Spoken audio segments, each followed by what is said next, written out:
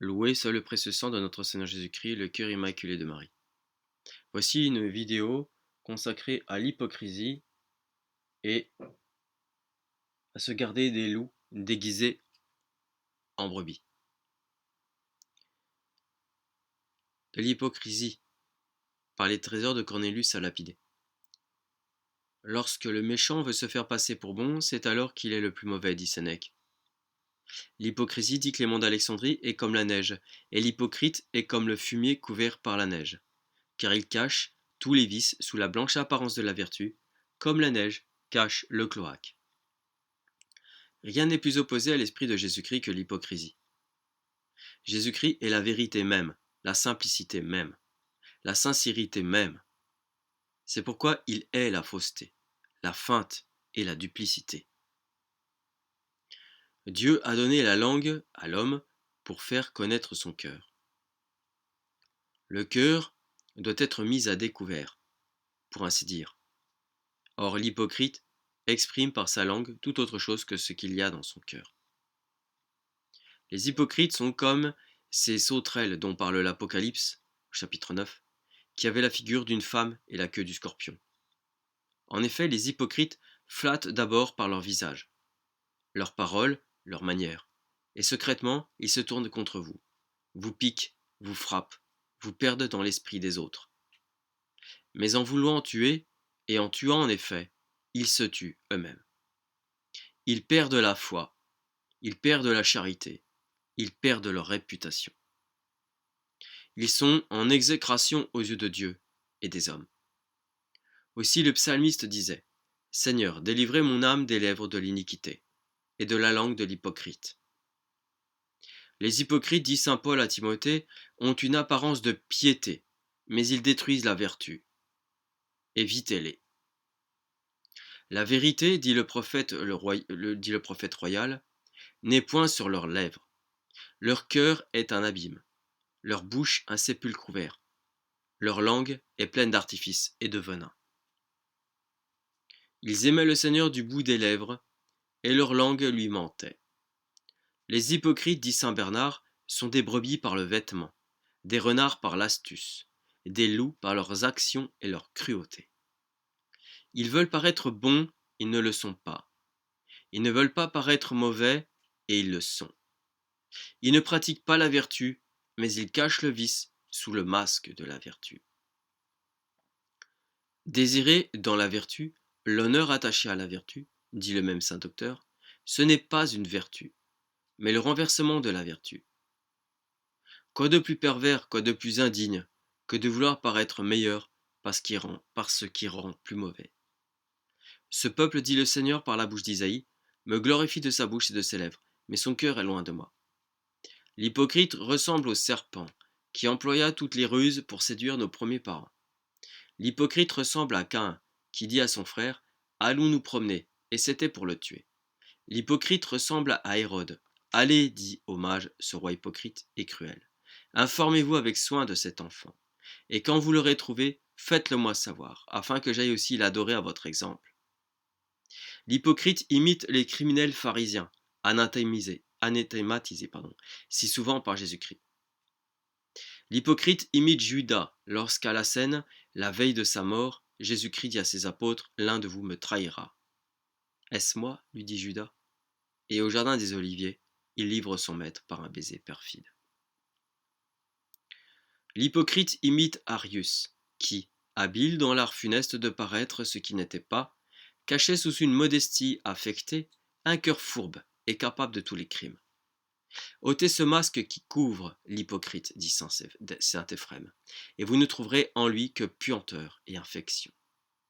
Le vice, quand on le cache sous l'extérieur imposant de la vertu, acquiert un nouveau degré d'abomination. Guides aveugles, dit Jésus-Christ aux scribes et aux pharisiens hypocrites, qui écartaient le moucheron et avalaient le chameau. Que le monde est plein de ces fausses piétés. On paraît scrupuleux sur les petites choses, mais les médisances, mais les jalousies, mais les haines et les rapines, où on se les permet comme les choses les plus simples.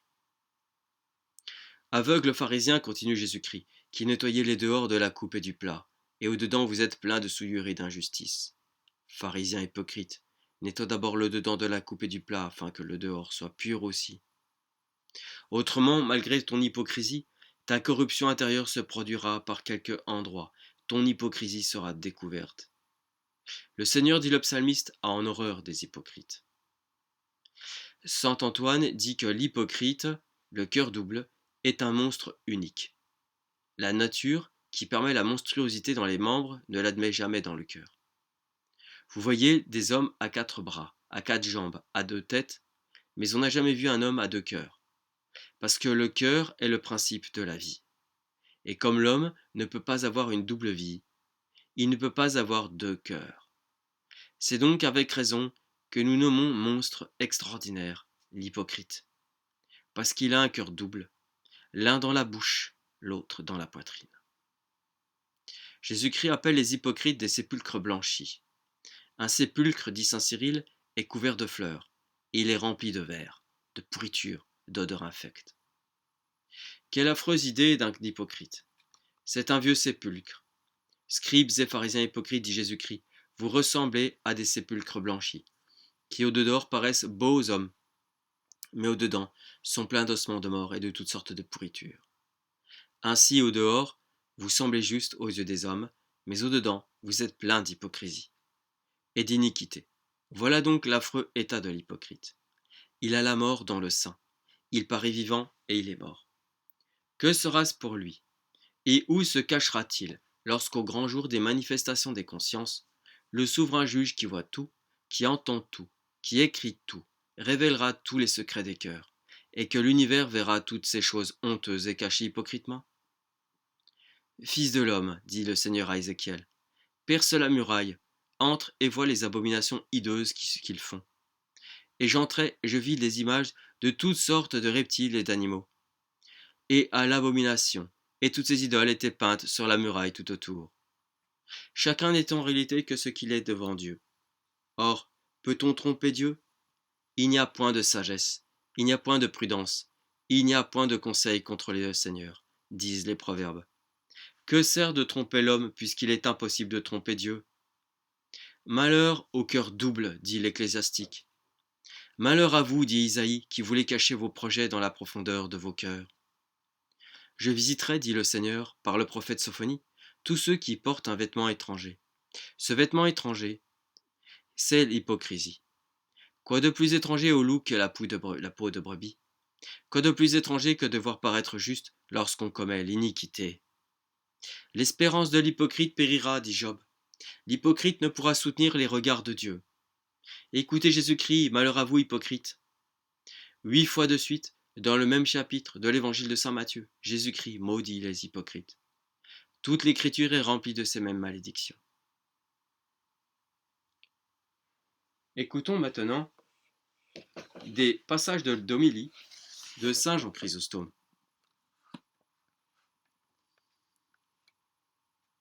Sur son homélie 19.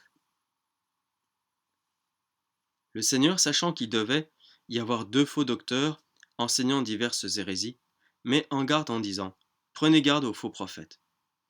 Aussi, puisqu'ils ne seront pas manifestes comme des païens, mais cachés sous le nom de chrétiens, il dit non pas regardez, mais prenez garde, c'est-à-dire considérez attentivement. Comme il ne veut point avoir de serviteurs sans jugement, il permet la tentation, et comme il ne veut point qu'ils périssent par ignorance, il les avertit. C'est pourquoi il ajoute « qui viennent à vous avec des vêtements de brebis ». Or ce sont les chrétiens qui sont nommés des brebis. Quant aux vêtements de la brebis, c'est l'apparence de christianisme et la religion simulée.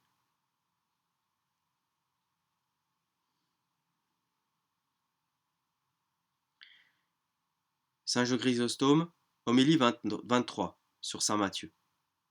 Après nous avoir avertis de nous garder des chiens et des pourceaux, il marque ici une autre sorte d'ennemis bien plus à craindre. Car ces premiers sont visibles et tout le monde les connaît, mais ces derniers sont cachés. C'est pourquoi Jésus-Christ dit des uns qu'on s'en détourne et des autres qu'on les discerne, et qu'on les examine parce qu'il est impossible de les reconnaître d'abord. C'est ce qui lui fait dire « Gardez-vous », afin de nous rendre plus vigilants, de nous rendre plus vigilants dans ce discernement. C'est pourquoi il les fait se souvenir des choses arrivées du temps de leurs ancêtres, et cela par cette seule expression de faux prophètes qu'il emploie.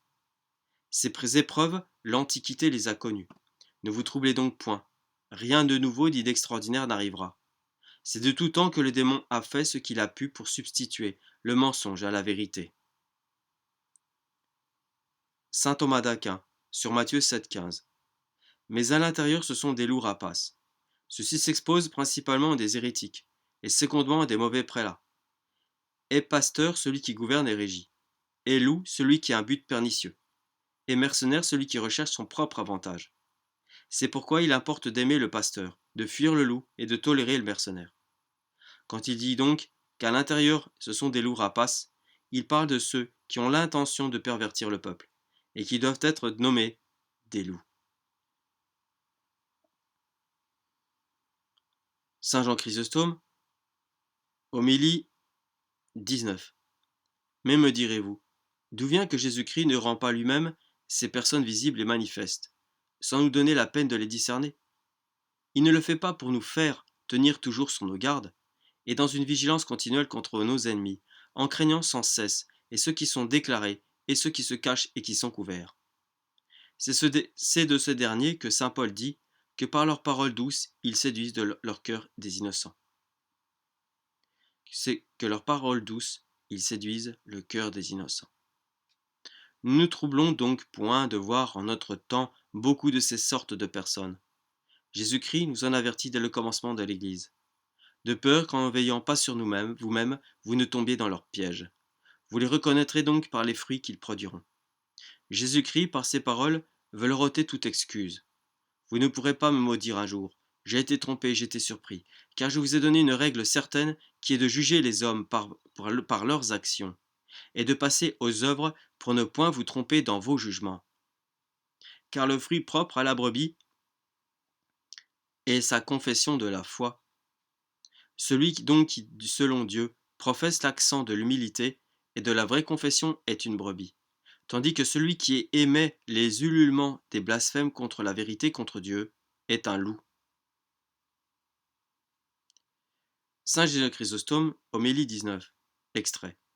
Quant aux docteurs catholiques, s'ils sont des pécheurs, on les nomme alors des serviteurs de la chair, non cependant des loups rapaces, car ils ne se proposent point de perdre les chrétiens. C'est donc manifestement des docteurs hérétiques qu'il dit cela, car ceux-là prennent l'apparence de chrétiens dans le but inique de les déchirer par les morsures de la séduction.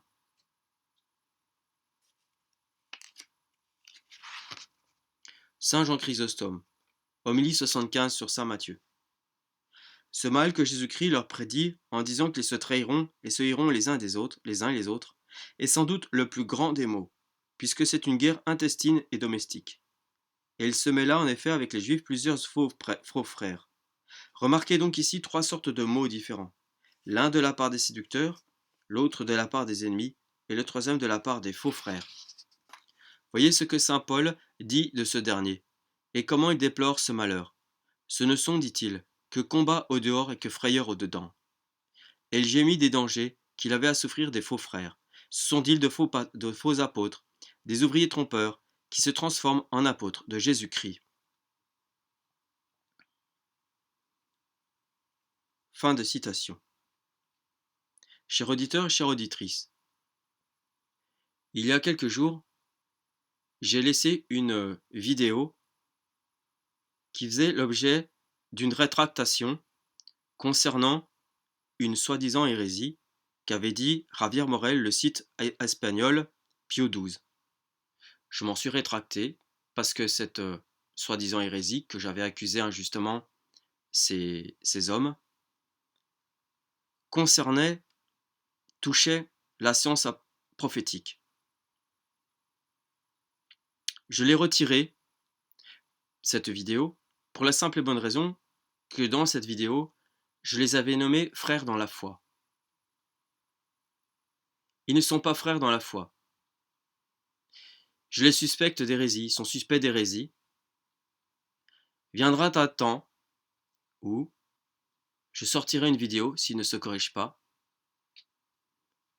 qui est expliquant, mettant à jour leur hérésie. En quoi consiste cette suspicion d'hérésie? Sur leur site internet, ils affirment que Roncalli n'était pas hérétique, n'a pas déclaré d'hérésie. Ce qui est faux. Le Magister, Léon XIII, dans son encyclique Libertas, Grégoire XVI, dans son encyclique Miraribos, Pie IX, dans son encyclique Quanta Cura, surtout Pie IX, condamne la liberté de culte. Or, il est bien question de liberté de culte dans ce fameux article 13 de ce torchon Pacem in Terris que Roncalli a fait. C'est donc une hérésie que Roncalli. Or, ces Espagnols, que je disais frères dans la foi, affirment le contraire. Et qui plus est, ils se contredisent entre eux. Je ne vais pas développer ici le sujet parce que ce n'est pas le sujet proprement parlé de cette vidéo. Mais les détails seront dévoilés ultérieurement. Je laisse le temps, les choses se faire, le bon Dieu agir. Mais je tenais à le dire pour faire une correction à ce qu'on ne croit pas de moi, même si je n'en ai cure de ce qu'on peut penser de moi, mais c'est pour établir une part de vérité. Ces personnes ne sont pas des frères dans la foi. En rien du tout. Pour les raisons que je viens d'évoquer. Voilà, je termine cette vidéo là-dessus. Gloria in altissimis Deo et in terra pax hominibus, bonne voluntatis.